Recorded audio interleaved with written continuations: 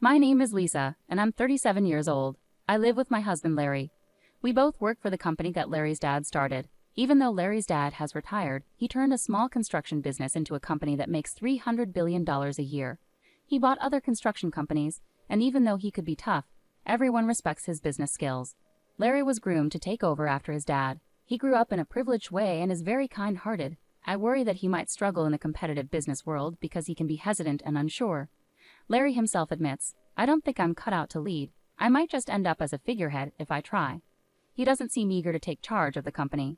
We've been married for 10 years and lately I'm frustrated with Larry's lack of drive. Unlike him, I see myself as someone who makes decisions easily. During his active years, my father-in-law appreciated this about me and gave me important tasks to handle. Before I married Larry, I worked at a bank, so I'm used to handling finances and always thinking about numbers. After we got married, I quit my job at the bank and planned to focus on being a full-time homemaker. But then my father-in-law asked me to work for his construction company instead. Soon after I started, he began inviting me to join board meetings and asked for my input on how things were managed. Initially, some board members were unsure about having the founder's daughter-in-law involved in important meetings. However, as I consistently offered valuable insights, they started to take my suggestions seriously.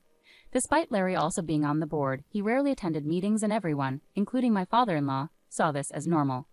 One day when I returned from a meeting, I found Larry casually watching TV. "Why didn't you come to today's meeting?" I asked, feeling angry.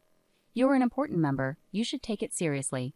He didn't seem guilty at all when he replied, "Even if I did go, I don't really understand what they discuss. Besides, everyone prefers your input, so it's not a problem, right?" I couldn't help but wonder if he was upset about me being involved in the meetings, despite his nonchalant remarks. My father-in-law has been teaching me all the ins and outs of running the business and seems to be preparing me to take over. I started to enjoy being part of the management, and soon enough, I was working hard to meet my father-in-law's expectations. About 3 years after I started attending meetings, my father-in-law retired completely. When important decisions needed to be made, the board members would come to me for advice, sidelining Larry. I had hoped that this would motivate Larry to get more involved, but instead he became even more disconnected from his work. Despite coming to the office in the morning, Larry would vanish by noon and spend the rest of the day at home. When he saw me there, he avoided talking about work altogether, seeming uninterested in the company's affairs. Meanwhile, my responsibilities at the company kept growing. After my father-in-law retired, the board members relied on me increasingly, and I started handling duties similar to those of a CEO. Our company is large with many employees, so I worked hard to boost sales and profits for their sake. Thanks to the efforts of our employees, our sales started to rise. I found running the company more and more intriguing, and I became deeply involved in my work. In contrast, Larry seemed to lose interest in his job, and his presence at the company became less frequent. Our conversations at home dwindled, and our relationship started to feel strained. "I met your sister Nancy today, and we had lunch together," Larry told me when he came home. Nancy, who's 3 years older than me, just went through a divorce about 4 months ago. It happened because she cheated, and things got really heated when her angry husband showed up at our parents' house. I was caught up with work, so Larry stepped in to calm down Nancy's husband. Despite the tense situation, Larry's gentle nature and calm personality managed to persuade him to leave peacefully. Nancy later told me, "Your husband is really something. He handled my furious husband so effortlessly." She was impressed by Larry's ability to diffuse the situation. Nancy was able to finalize her divorce after paying alimony. Since then, she seemed to see Larry in a new light. Before, she might have viewed him as a wealthy, sheltered son who wasn't particularly remarkable. But after seeing how he handled her husband's anger, she began to see him as a capable and respectable business owner. Nancy, who was now single after her divorce, might have seen Larry as a desirable catch because she always liked wealthy men. But I was so focused on my work that I couldn't even imagine such a thing. Little did Nancy know, Larry was just a figurehead at the company and didn't actually run it. Nancy's ex-husband had been an impressive employee at a foreign company. He had boasted to me at their wedding, saying, "I have a high salary and good looks. You must be jealous." He was indeed handsome, intelligent, and carried a sophisticated charm. I couldn't fathom why Nancy would cheat on such a wonderful husband. 5 months after Larry mentioned having lunch with Nancy, I came home one day to find Larry looking unusually serious. "Lisa, we need to talk," he said. It was the first time he had spoken to me like that, and I felt a sinking feeling in my chest as I waited for him to continue. "Actually, Nancy is pregnant with my child, and I want a divorce," he told me. I was shocked by both the request for a divorce and the news of Nancy's pregnancy. Stunned and speechless, I listened as Larry added, "Nancy plans to come over on our next date off to discuss this.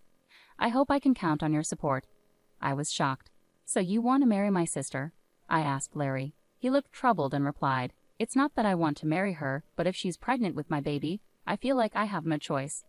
Larry's usual indecisiveness frustrated me, and I sighed. Well, if she's carrying your child, I guess we have to deal with it.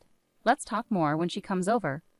Feeling like Larry and I couldn't make decisions together, I decided to meet with my sister directly to sort things out.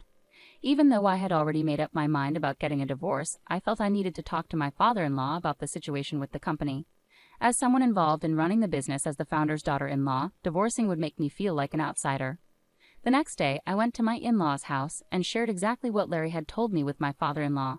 My mother-in-law was initially excited about the prospect of having a grandchild, but she quieted down quickly when my father-in-law gave her a stern look. It seemed she cared more about the grandchild than the company's management. After thinking it over, my father-in-law smiled and said, "Lisa, I want you to continue managing the company as you have been. Larry can do as he pleases. I'll handle the responsibility." It was clear that my father-in-law valued the company's management more than anything else, including his son or the prospect of a grandchild. Even though he had retired, as the company's founder with the majority of shares, his influence was significant. There were no executives who would defy his wishes. I had grown attached to my work and was reluctant to step away from it. With my job secured, it was time to discuss the future with my sister. On my day off, she arrived at my house with a confident smile and said, "Lisa, it's a shame you couldn't have a child." She then arrogantly offered me money as compensation and demanded that I leave the house immediately. My husband sat there silently, listening to our conversation despite being the cause of the problem. I was dismayed by his indifferent demeanor and responded, "It's fine to discuss divorce, but we also need to address custody and property division. Let's bring in a lawyer to handle this properly." "I never imagined you, my own sister, would end up with someone like Larry," I replied to my sister with a touch of sarcasm. She glared at me briefly but then composed herself. "I've come to realize it's not just about appearances or status. It's about who someone is on the inside," she said earnestly. I couldn't help but stifle a laugh at her sudden wisdom about my husband's character. Holding back my amusement, I said, "That's wonderful to hear. I hope you and Larry find happiness together." It seemed my sister believed Larry was more than he actually was, perhaps even the president of our father-in-law's company. It was clear she hadn't heard the truth from him. After our discussion, my sister decided to move in and arranged for movers. Knowing how impulsive she could be, I had already organized a new apartment with just the essentials. I also hired a lawyer to prepare documents for dividing our property and determining alimony. The next day, after moving my belongings out, I began negotiations for alimony and dividing property with my husband and sister, alongside my lawyer. My husband remained passive, showing little emotion, while my sister did all the talking. "As I mentioned earlier, I'm willing to pay whatever alimony you ask for, so please take your time to decide," she said. Upon hearing this, my lawyer decided to pursue alimony from my sister as well as my husband. My sister is already making alimony payments to her ex-husband. I had been informed beforehand that it might be challenging to claim alimony from her. However, since she offered to pay whatever I wanted, I decided to proceed with the claim. During the property division negotiations, my sister eagerly pointed out, "This mansion originally belongs to Larry's family, so it shouldn't be included in the division of property, right?" Remaining calm, the lawyer responded, "This building and the land are owned by the company, so it's ultimately up to the company to decide."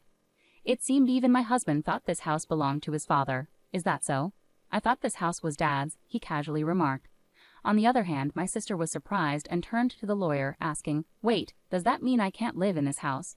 The lawyer replied professionally, "Since it's owned by the company, you can continue living here if the company agrees."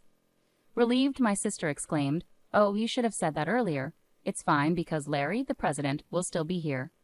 This statement caught the lawyer off guard, who burst into laughter. "What are you talking about?" "Lisa is the president, not Larry," he clarified, looking at my sister who planned to marry my husband without knowing this crucial detail. She immediately turned to Larry and exclaimed, "Larry, you're not the president." Seeing his discomfort, I stepped in and explained to my sister, "Larry is an advisor without executive authority. I, on the other hand, am both an executive director and the president. Our father-in-law, who founded the company, was always the president. When he retired, he appointed me to these roles based on my performance, and there was no opposition from other executives. On the other hand, my husband was receiving an executive salary as an advisor, thanks to his father's arrangement, despite not having any executive responsibilities. It was more of a symbolic title than an actual role, and the salary was lower than what a regular employee would earn. This meant I was shouldering all our living expenses. Larry showed little interest in our household finances and didn't even know whether our home was owned by the company or his father. Although it was company property, my responsible father-in-law had always charged us rent. I had seen it as a standard rental arrangement, but the lawyer, still chuckling, asked, "Can we continue renting this house to Larry?" My sister was quick to react to the rent question. "Rent? Why would we charge Larry rent? It's company property, just let him live here for free." The lawyer then presented the rent amount, which startled both my sister and Larry, who seemed surprised to hear about it for the first time. "Looks like the rent for such a big house is pretty steep. I can't afford that on my salary," Larry remarked, realizing the financial strain it would pose with his modest executive compensation. Over our 6 years of marriage, Larry had exhausted most of his earnings. My own salary had also been swallowed up by high rent and living costs, leaving us with few assets to divide, mainly savings. After the lawyer left, my sister, now aware that the mansion she coveted was rented, appeared crestfallen and stared blankly. Meanwhile, Larry wore his usual grin. I suggested, "Why don't you move back to your parents' house? Your mom was thrilled about the pregnancy." Larry agreed, but inwardly I couldn't help but find the situation ironic, having to consider arrangements for a man who would soon be my ex-husband. I started to worry about whether he could responsibly raise a child, but I quickly dismissed these thoughts as irrelevant.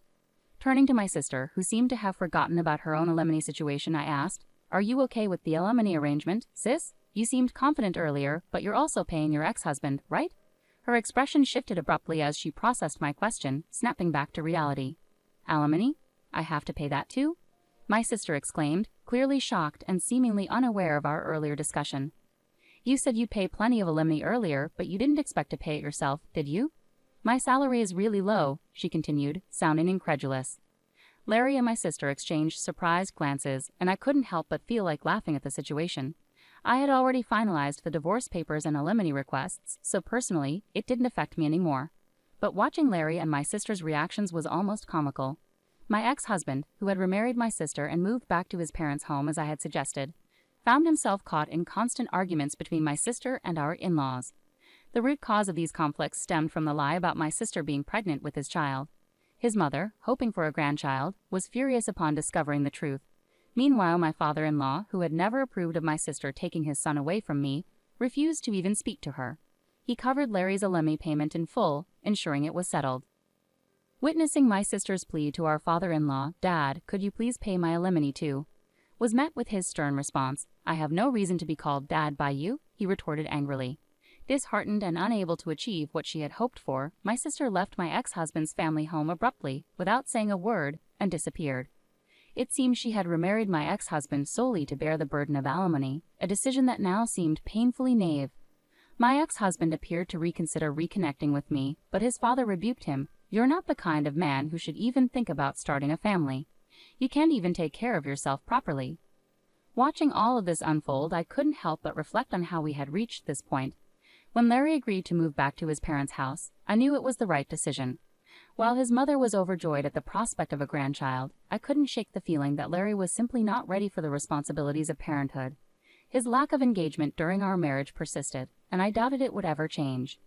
Seeing my sister's shock when she realized she had to pay alimony was almost amusing. She had been so confident earlier, but it was evident she hadn't fully considered the consequences. With her finances already strained, adding more payments would only worsen her situation. I couldn't help but wonder how she could be so naive. The negotiations for alimony and dividing our property proceeded smoothly thanks to my lawyer's meticulous approach. Everything was handled fairly and transparently. In contrast, Larry and my sister appeared bewildered and overwhelmed by the process. Their exchanged glances of surprise and confusion indicated they hadn't fully grasped the gravity of their circumstances. Moving out of the house marked a significant new chapter for me. I had already secured a new apartment and was ready to start afresh. Although I had once considered the house my home, leaving it behind felt like a weight lifted off my shoulders. Since it was company property, parting with it also symbolized letting go of the final ties to my life with Larry. After I moved out, tensions between my sister and my in-laws escalated.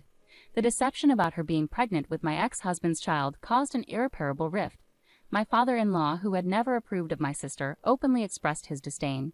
He saw her as the cause of disruption in our family, and this latest lie validated his concerns. When my sister asked my father-in-law to pay her alimony, he coldly rejected her plea. "I have no reason to be called Dad by you," he snapped, clearly furious. Her hopes for a comfortable life, supported by my ex-husband's family, shattered, leaving her without the expected support. In the end, my sister fled from my ex-husband's family home without a word, abandoning the turmoil she had stirred. Her plan to remarry my ex-husband and secure financial stability had disastrously backfired. Instead of finding security, she had only multiplied the problems for herself and those around her. My ex-husband, realizing the chaos he was caught up in, seemed to consider reconciling with me. However, his father, always the voice of reason, rebuked him harshly, saying, "You're not the kind of man who should even consider starting a family. You can't even take care of yourself properly." Ultimately, I moved on from the entire ordeal. I focused on my career and building a new life, leaving behind the turmoil that had engulfed my marriage. It was evident that Larry and my sister had their own paths to navigate, and I chose to detach myself from their complicated lives. The experience taught me valuable lessons about trust, responsibility, and the importance of making decisions based on personal integrity. I resolved never to reconcile with my ex-husband, even if he begged me. His betrayal with my sister and his indifferent demeanor had shattered any remaining faith I had in him. During our discussions, he lost his executive position and now works as a temporary employee. His behavior throughout our marriage and after the affair made it clear he wasn't reliable or trustworthy. His lack of commitment to our relationship and the company showed he wasn't suited for the responsibilities he had. Seeing him reduced to a temporary employee only reaffirms my decision to move forward without him. Being CEO has become the most important aspect of my life. It gives me purpose and fulfillment, keeping me focused and motivated. I take pride in improving the company for our employees and their families. Being CEO is now central to my identity, and I can't imagine giving it up. I'm not considering remarrying after our breakup. Starting a new relationship isn't something I'm interested in right now. I've been through too much emotional turmoil to even consider starting a new relationship. Right now, my focus is on myself and advancing my career. There are many goals I want to achieve, and I'm determined not to let anything distract me. I've kept in touch with my father-in-law, and he's been a great source of support and wisdom throughout everything. His advice has been invaluable whenever I face tough decisions or need guidance. My commitment to the company feels like a marriage in itself. For the sake of my employees, I dedicate myself fully to its success.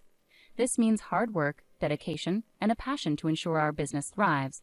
I'm committed to providing job security and a stable future for our team, and their well-being is a top priority for me as CEO.